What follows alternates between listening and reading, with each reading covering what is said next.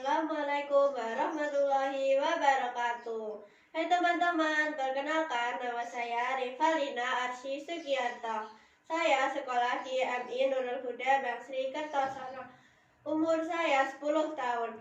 Teman-teman, saya akan mengulas buku yang berjudul Tiga Pahlawan Tanpa Tanda Jasa. Buku ini ditulis oleh Hatipur Rahman Ar-Raisi dan Wida Ayu Puspitasari. Ilustratornya David Novum Huta-Dulu dan Ahmad Satria. Dan penerbitnya adalah Badan Pengembangan dan Pembinaan Bahasa pada tahun 2017.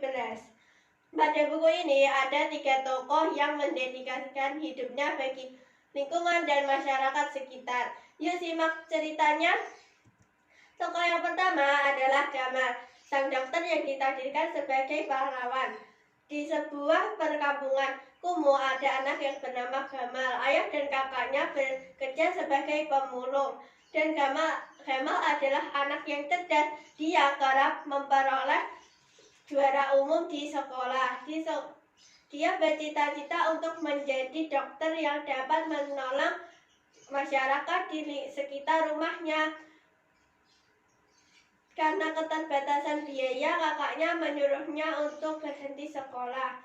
Gamal terlihat sedih. Ia duduk merenung di tepian sungai Binanga. Dan tiba-tiba sosok mistis yang bernama Bharatacini muncul dan memberitahu Gamal bahwa masyarakat membuang sampah sembarangan di sungai dan menyebabkan sungai menjadi kotor dan penyebab penyakit. Dan Bharatacini menyuruh Gamal untuk pergi ke kota.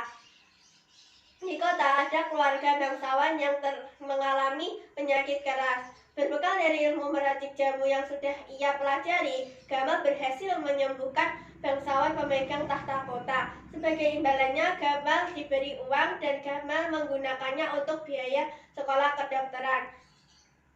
Setelah sukses menjadi dokter, Gamal kembali ke perkampungnya. Ia berhasil membantu warga desa dengan membayar biaya pengobatan dengan cara menukar sampah yang dipulung setiap hari. Dengan begitu, sampah tidak akan berserakan lagi di perkampungan kumuh itu. Siapa yang ingin memeriksa kesehatannya boleh menembus obat dengan sampah yang dipungut dari perkampungan itu.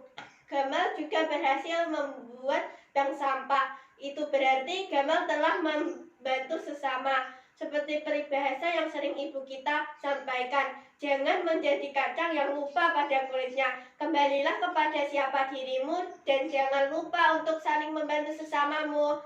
Pahlawan kedua adalah Sutarno. Sutarno sangat gigih dalam mencari ilmu. Dia ingin mengubah nasib keluarganya yang miskin.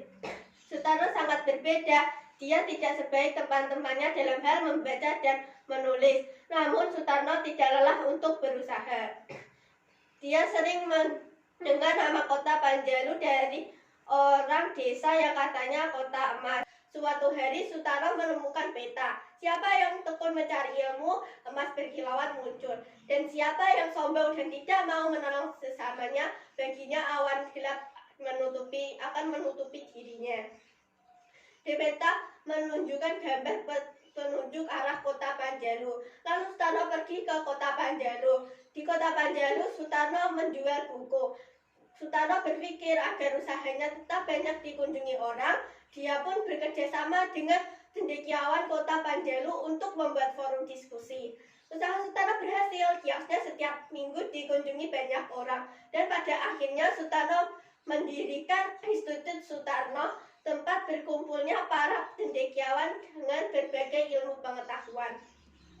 Sutarno masih penasaran dengan emas berkilauan di dalam peta yang ia temukan. Hingga suatu hari ia menyadari bahwa emas berkilauan bukanlah tumpukan emas dan berlian berharga dalam kotak yang bergelimpangan. Harta emas dan berlian itu sebenarnya kota Panjalu dan orang-orang yang pandai yang berkewajiban untuk menyebar ilmu pengetahuannya dan menolong sesamanya.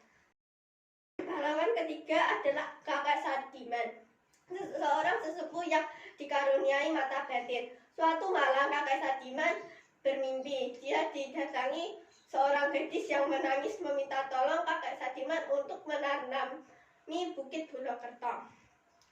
Akhirnya kakek Sadiman tergerak untuk menanami Bulokerto dengan pohon beringin. Hari demi hari kakek Sadiman lakukan dan menanam bibit pohon beringin di area perbukitan.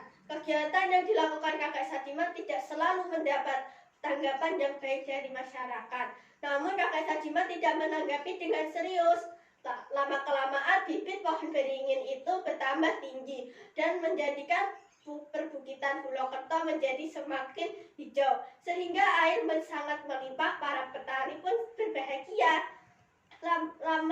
Malam harinya, kakek Sadiman didatangi sosok perempuan yang pernah datang dalam mimpinya dulu. Ternyata perempuan itu adalah Bumi Pertiwi. Ibu Pertiwi berterima kasih pada kakek Sadiman karena telah menghijaukan bukit Bulokerto.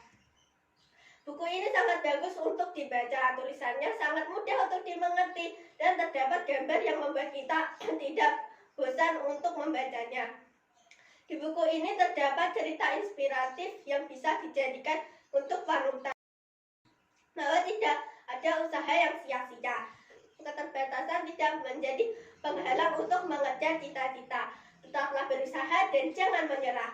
Saya sangat merekomendasi teman-teman untuk membaca buku ini. Dengan membaca buku ini akan membangkitkan semangat kita untuk belajar dan terus belajar. Meski sesulit apapun rintangan yang kita hadapi, dengan tekad yang kuat, maka kesulitan akan menjadi keberhasilan. Sekian ulasan buku yang berjudul 3 Pahlawan Tanpa Tanda Jasa. Semoga bermanfaat. Wassalamualaikum warahmatullahi wabarakatuh.